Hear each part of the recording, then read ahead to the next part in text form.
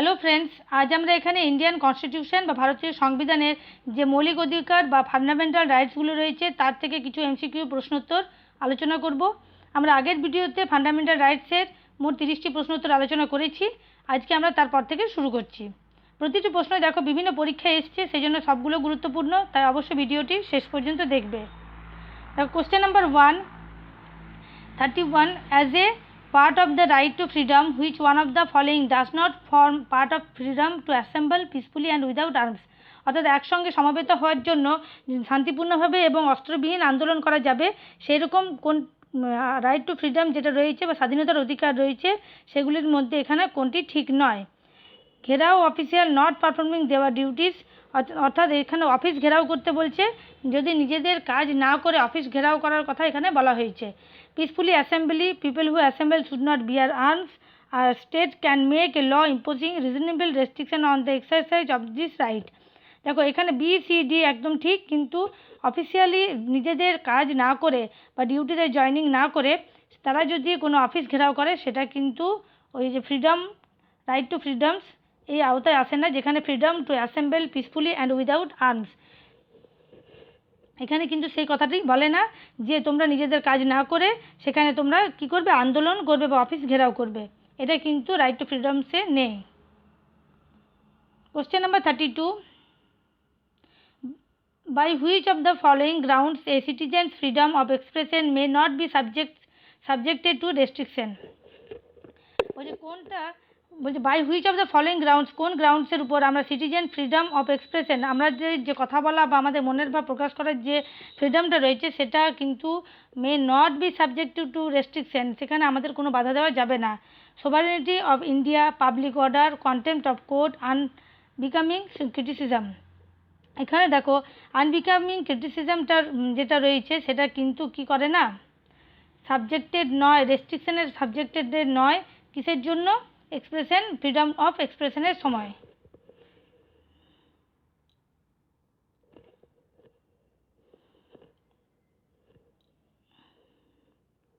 Question number 33, which article of the Constitution of Indian Republic relates to the protection of life and personal liberty? কত নম্বর আর্টিকেলে life and personal liberty কথা রয়েছে? এটা যে আর্টিকেলে রয়েছে সেটা হচ্ছে আর্টিকেল 21। আর্টিকেল 21 আমাদের লাইফ অ্যান্ড পার্সোনাল লিবার্টির কথা বলে। Question number 34, which article of the Indian Constitution protects person right to travel abroad? আমরা যে বিদেশে যখন আমরা যাই তাহলে কোন রাইটসে রয়েছে, ইন্ডিয়ান কনস্টিটিউশনে কত নম্বর রাইট অনুযায়ী সেই পার্সনের কী করা হচ্ছে, প্রোটেক্ট করা হচ্ছে, এটা রয়েছে আর্টিকেল 21-এ।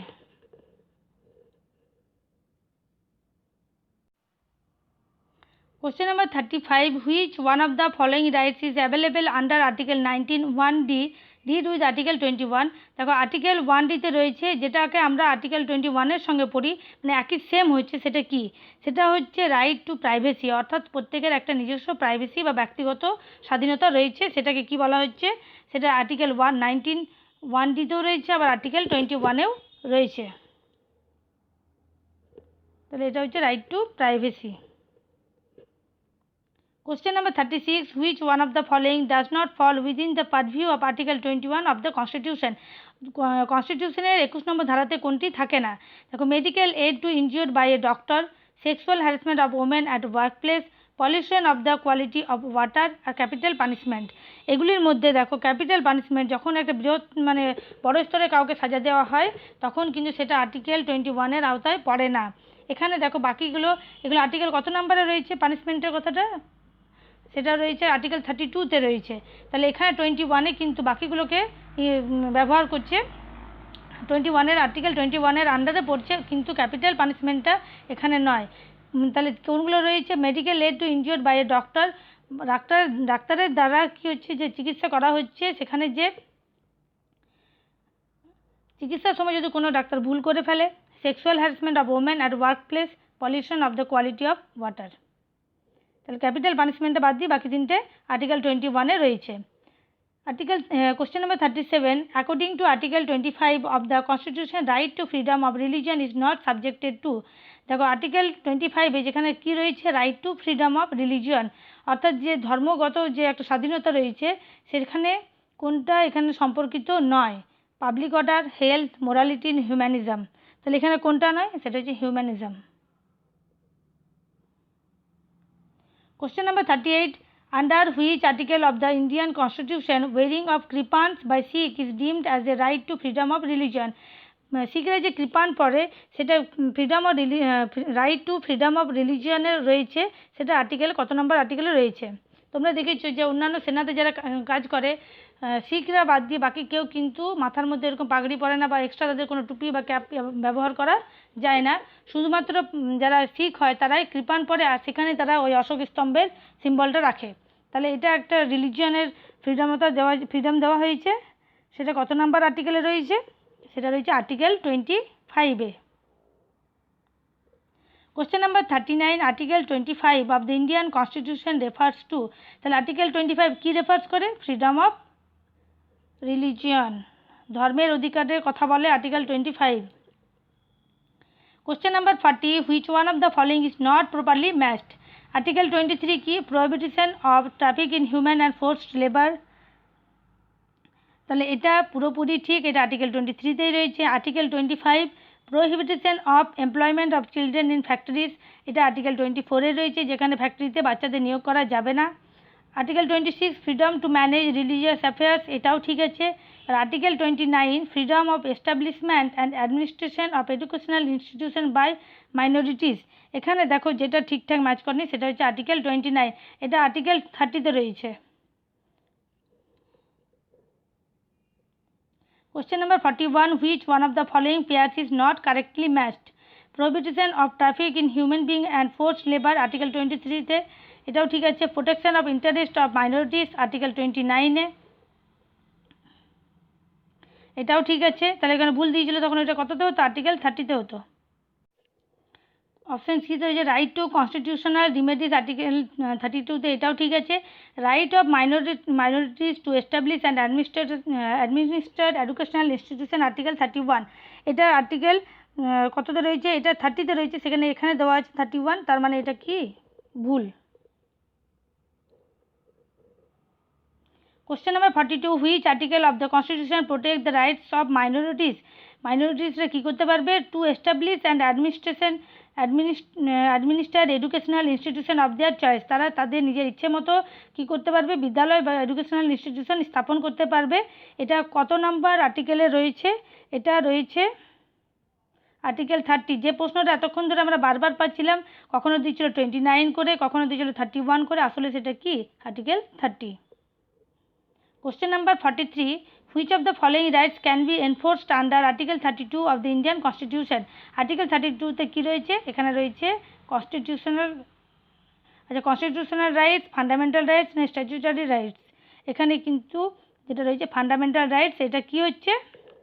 মৌলিক অধিকারের 32 আর্টিকেল নাম্বার 32টা বলা হচ্ছে রিমেডিসগুলো নিয়ে।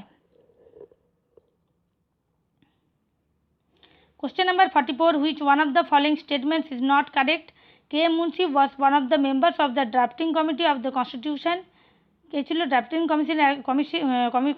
Commission drafting committee of the কনস্টিটিউশনের একজন মেম্বার ছিল। The constitution of India was adapted by the constituent assembly, এটা তো একদমই ঠিক, কারণ এখানে নট কারেক্ট বলেছে।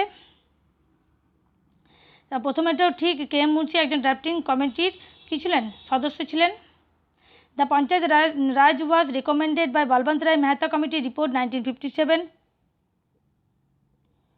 তো এটাও ঠিক। আমরা জানি তো বলবন্ত রায় মেহতা কমিটি কী নিয়ে এসেছিল? পঞ্চায়েত রাজ সিস্টেমটা 1957 খ্রিস্টাব্দে নিয়ে আসে। আর অপশন ডিতে রয়েছে the president of India is the guardian of fundamental rights under the constitution.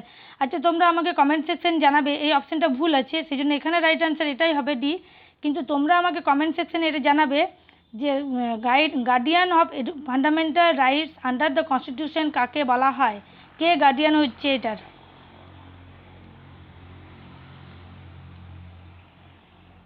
আমি ভিডিওর এন্ডে এটা উত্তরটা বলে দেবো, ততক্ষণ তোমরা চেষ্টা করো এবং কমেন্ট সেকশনে আমাকে জানাও। Question number 44. 45 under the Indian constitution who is the guardian of the fundamental rights. তাহলে এখানে অপশন চলে এসছে, সেই জন্য এটা বলেই দিচ্ছি, এটা কি সুপ্রিম কোর্ট। সুপ্রিম কোর্টকে কি বলা হয়? Guardian of the constitution. Question number 46 under the Indian Constitution who amongst the following is considered to be the guardian of the fundamental rights? মৌলিক অধিকারের গার্ডিয়ান কে? তাহলে এখানে হচ্ছে কি জুডিশিয়ারি বা আইন বিভাগ যেটা। Question number 47 which one of the following is regarded as the protector of fundamental rights of citizens and guardian of the Constitution of India? তাহলে আবার পেলাম প্রশ্নটা অনেকবার হলো, the Supreme Court।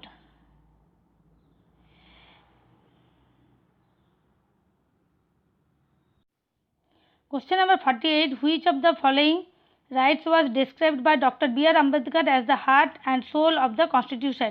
Dr. B.R. Ambedkar কোনটাকে কি বলেছে? Heart and soul of the constitution বলেছে। কত নাম্বার আর্টিকেলকে? এটাকে বলা হয়েছে right to the constitutional remedies, অর্থাৎ আর্টিকেল 32কে বি.আর. আম্বেদকর কি বলেছিলেন? Heart and soul of the constitution. Question number 49 which one of the following articles was termed as the heart and soul of the Constitution by Dr. B.R. Ambedkar?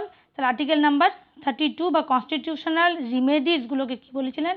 Heart and soul. Question number 50 which one of the following writs can be used by High Court to secure the liberty of the individuals? প্রত্যেক মানুষের ইন্ডিভিজুয়ালের যে একটা liberty বা স্বাধীনতার অধিকার রয়েছে সেটা high court কোনটাকে করে? এগুলোর মধ্যে কোনটা হচ্ছে সেটা? দেখো সেটা হচ্ছে habeas corpus.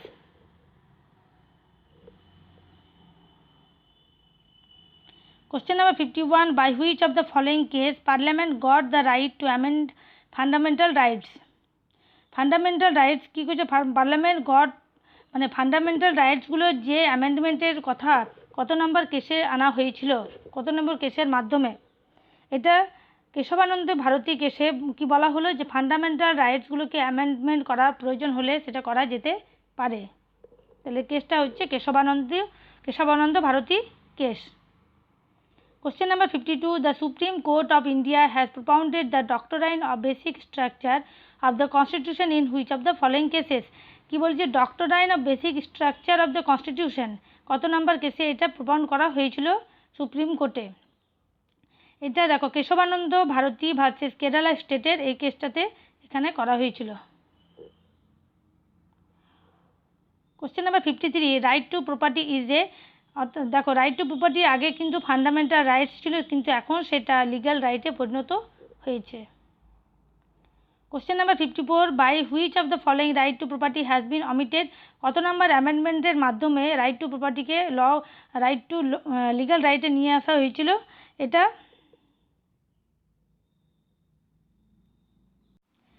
44th amendment of কনস্টিটিউশনের মাধ্যমে রাইট টু প্রপার্টিকে লিগ্যাল রাইটে পরিবর্তন করা হয়েছে। তাহলে এখানে article 44। Question number 55 when was the fundamental right to property abolished? কখন ফান্ডামেন্টাল রাইট থেকে প্রপার্টিটাকে অ্যাবলিশ করা হয়েছিল? তাহলে এটা 44th কনস্টিটিউশনাল অ্যামেন্ডমেন্ট কত সাল? সেটা হচ্ছে 1978 সালের।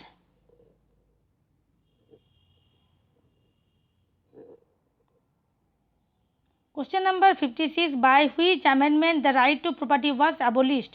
তাহলে এখানেও কি হচ্ছে? অপশন বি 44th 44তম সংশোধনের মাধ্যমে 1978 সালে রাইট টু প্রপার্টিকে লিগ্যাল রাইটের অন্তর্ভুক্ত করা হয়। The 44th amendment to the constitution of India remove the following right from the category of fundamental rights. দেখো প্রশ্নটা যখন বারবার এসছে তাহলে নিশ্চয়ই ইম্পর্টেন্ট। আগে যেমন পরীক্ষাগুলোতে এই প্রশ্নটা বারবার এসছে, এখন এই যে একদম রিসেন্ট এক্সামগুলোতেও কিন্তু এটা বারবার আসে। তাহলে এটি কি হচ্ছে? প্রপার্টি। আমার আরেকটা চ্যানেল রয়েছে, সেখানে শুধুমাত্র ম্যাথ এবং রিজনিং করানো হয় এবং একদম বেসিক থিওরি থেকে শুরু করে তার একটা একদম নর্মাল অঙ্ক থেকে শুরু করে টাফ লেভেল পর্যন্ত অঙ্কগুলো করা হয়। সেই চ্যানেলের লিঙ্ক আমি ডেসক্রিপশন বক্সে দিয়ে রেখেছি। জেনারেল স্টাডিজের পাশাপাশি ম্যাথ এবং রিজনিংয়ের অঙ্কগুলো করার জন্য অবশ্যই আমার নতুন চ্যানেলটিতে ভিজিট করবে। দেখো এখানে question number 58 right to property according to constitution of India is a. Right to property এখন বর্তমানে কনস্টিটিউশনে কি রাইট রয়েছে? এটা লিগ্যাল রাইটে এখন রয়েছে।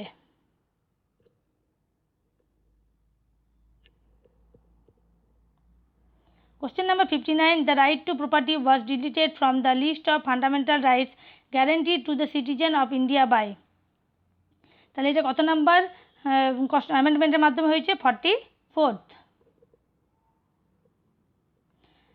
শেষ প্রশ্ন, question number 60। Which one of the following is not among the 6 fundamental rights provided by the constitution of India? যে 6টা ফান্ডামেন্টাল রাইটস রয়েছে সেখানের মধ্যে এগুলি কোনটি নয়? রাইট টু ইকুয়ালিটি, সাম্যের অধিকার, রাইট টু প্রোটেস্ট, যে বিরোধের অধিকার, right against exploitation, right to freedom of religion. দেখো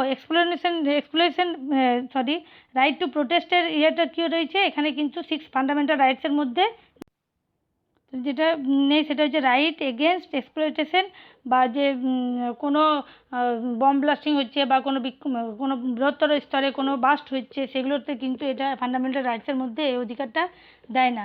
কোনো রাইটসে এখানে এটা নেই, তাহলে এটা হচ্ছে এখানে রাইট অ্যান্সার। আজ আমরা এখানে মোট 30টি প্রশ্নোত্তর আলোচনা করলাম। আমাদের এই সিরিজে 60টি প্রশ্ন করা হয়ে গেছে এবং পরবর্তী আরও 30টি প্রশ্ন নিয়ে আমরা পরে কোনো দিন উপস্থিত হব। আমার চ্যানেলে নতুন থাকলে চ্যানেলটিকে অবশ্যই সাবস্ক্রাইব করবে, আর এমসিকিউ টাইপের প্রশ্ন পাওয়ার জন্য চ্যানেলটিকে সাবস্ক্রাইব করবে ও লাইক ও শেয়ার করবে। ধন্যবাদ।